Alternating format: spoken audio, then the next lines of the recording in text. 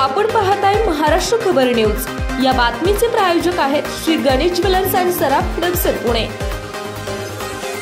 नमस्कार, मी सुद्धा महाराष्ट्र खबर न्यूज मध्ये आपल्या सगळ्यांचं स्वागत। राज्यातील महापालिका, नगर परिषदा आणि नगर पंचायत यांच्या हद्दीमध्ये तुकडेबंदी कायदा लागू असणार नाही असा महत्त्वपूर्ण निर्णय राज्य शासनाने घेतलाय।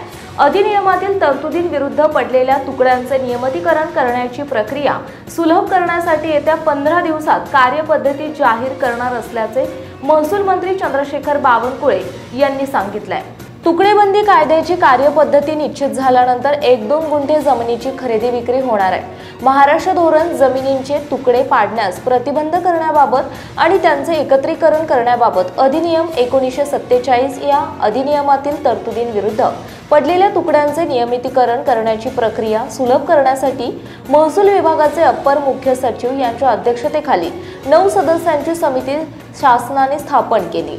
या समितीच्या अहवालानंतरच शासनाकडून तुकडेबंदीच्या निर्णयाची अंमलबजावणी होणार आहे।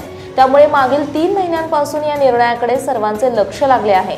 पुण्यात महसूल विभागाअंतर्गत सेवा पंधरवडा या उपक्रमाच्या उद्घाटन प्रसंगी केलेल्या भाषणात महसूल मंत्री बावनकुळे यांनी सांगितले की तुकडेबंदी कायद्याच्या अंमलबजावणीसाठी आदर्श कार्यपद्धत येत्या 15 दिवसात करणार आहे। या निर्णयाचा फायदा राज्यातील सुमारे 50 लाख नागरिकांना होणार आहे। यामुळे थांबलेले व्यवहार पूर्ण होऊन दस्तांची नोंदणी होईल।